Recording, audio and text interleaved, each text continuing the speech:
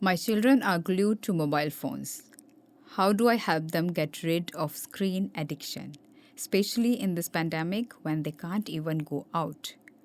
How to instill healthy habits in my children? They love junk food and takeaways. Mood swings of my teenager is driving me crazy. How do I keep my cool? These are few questions I received when I asked parents to share their current challenges in year 2020. Are you looking for answers to these hot parenting issues as well? So you can enter the new year with new insights, solutions, and practices to be a powerful parent who can positively influence her or his child. Then stay tuned and keep listening as I will be revealing the important parenting skills in dealing with these challenges in the last episode of 2020 on Raising Parents, a podcast for modern parents on a journey to become conscious, aware, and mindful parents. I'm your host Saloni Singh, and we are going to talk about many answers of the questions parents have asked me. So recently, when I posted that I will be answering questions on my podcast, and many parents have shared many questions with me. Please keep sending your questions, parents, and I will be continuing this question and answer series in the coming months as well. And thank you so much for all the sharings and reviews on my podcast. I am so grateful for all of those. So let's talk about these common challenges of parenting. Whether you are a mom, a dad, a single parent in a nuclear family, or a joint family, I think we all have faced challenges in raising children. And screens, mobile, and gadget addiction is literally another pandemic in the middle of this ongoing pandemic worldwide. So first, let's understand. It's very natural and unavoidable when these gadgets are so interesting and children are stuck at home with not many avenues for entertainment at all. And as we know that pandemic is not over and schools have not started back, but we have learned something from it and we know what's really important in life.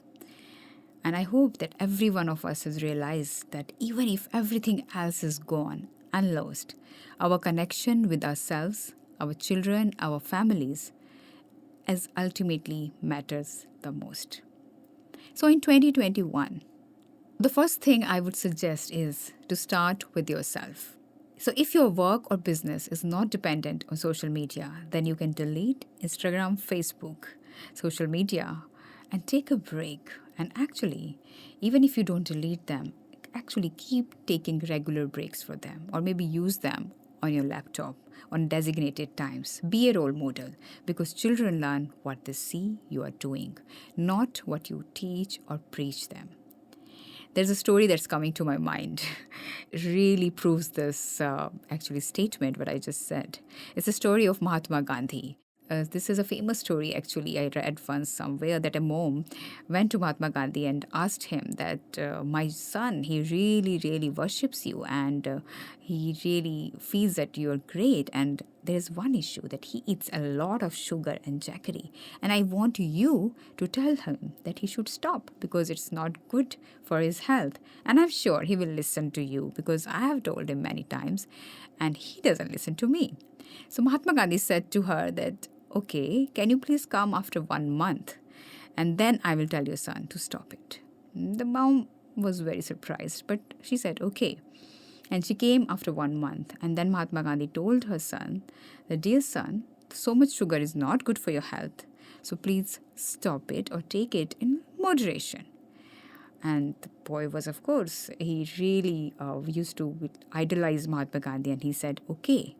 So once the son was outside Mahatma Gandhi's room, mother asked him that you could have just said this a month ago. And he said, because 1 month ago, even I was addicted with jaggery and sugar. So how could I actually tell him to stop it? That's a wonderful example. If you yourself are using a lot of gadgets, you are always on, your laptop or glued to screens, what right do we have to tell our children to stop this? So first of all, maybe keep a digital timer on your phones and make sure that you are not using gadgets, especially in front of your children. And even more especially if your children are talking to you.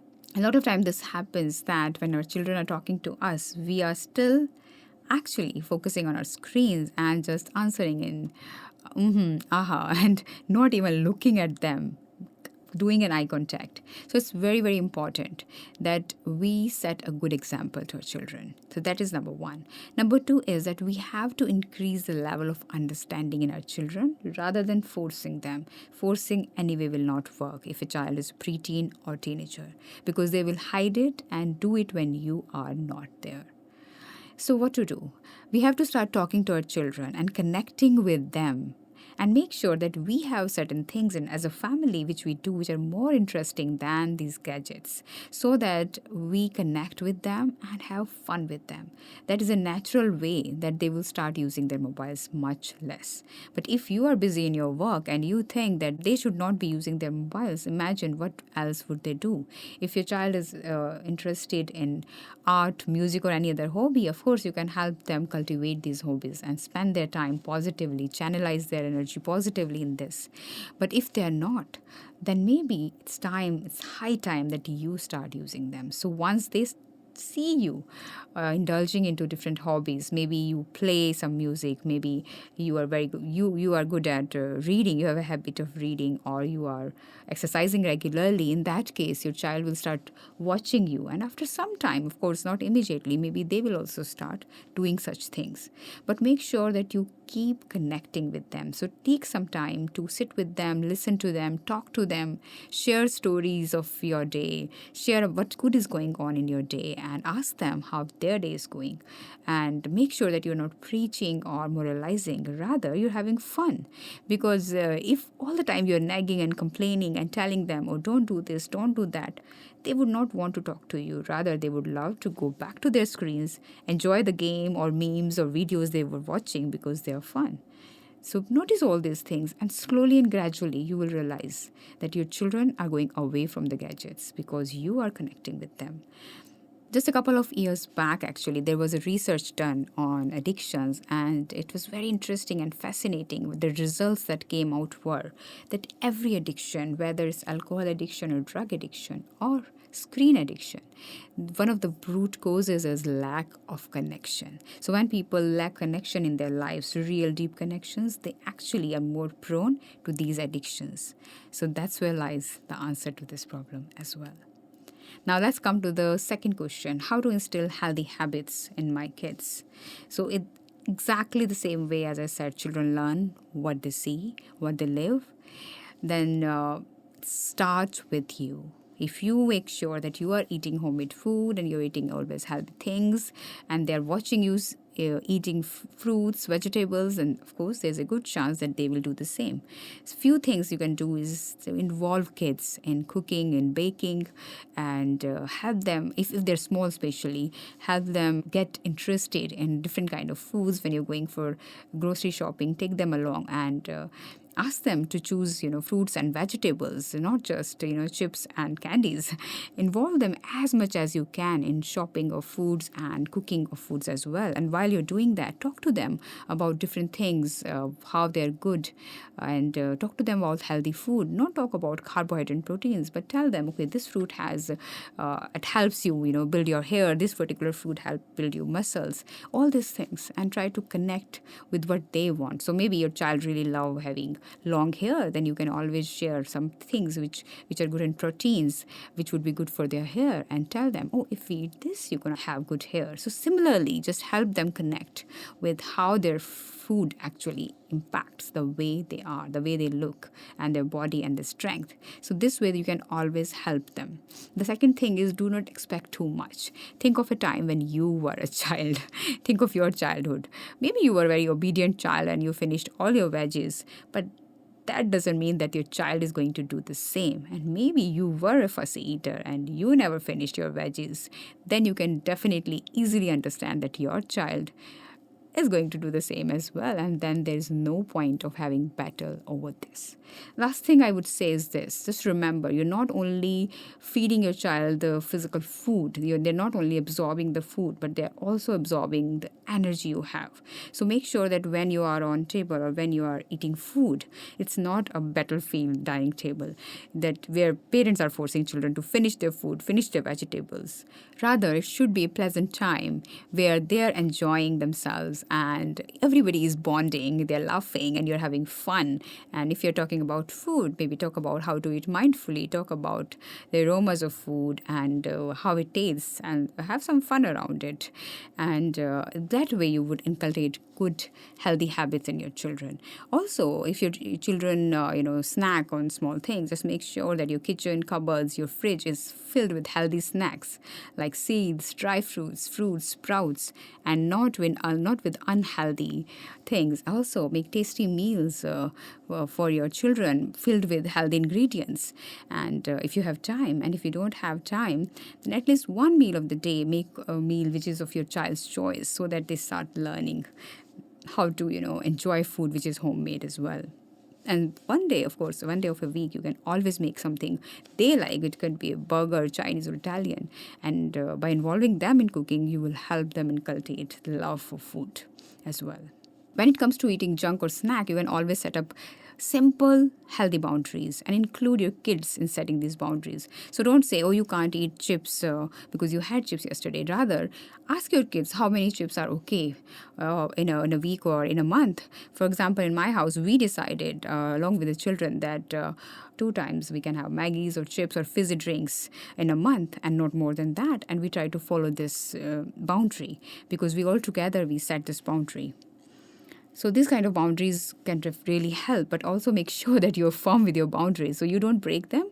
Also, when your children are asking you or pestering you for these kind of things, even though you set boundaries, just remind them that we all decided this is how we're going to do. And I'm so proud of you that you're maintaining it, you're eating healthy, and we're not eating, unhealthy junk stuff. And let them feel proud of themselves as well. Last but not the least, keep patience while building these habits, because these habits take time. Maybe as a child you were not also a healthy eater, but now you are. So trust the process. And the last question was that while my children are eating food, they're always watching telly as well. So I hope you remember that maybe you started when they were a young baby. I remember with my elder one that she was a very fussy and picky eater. So I would, distract her with something to just kind of feed her and finish the food on her plate. And a lot of parents do that because we are short on time, and when the children are like toddlers, we just want to feed them and finish their food and distract them with different things, maybe rhymes, or nowadays of course with videos and stuff, and then it becomes a habit for them. And in many families, actually, parents like to watch TV while they're eating food. The first thing is that you have to start changing this.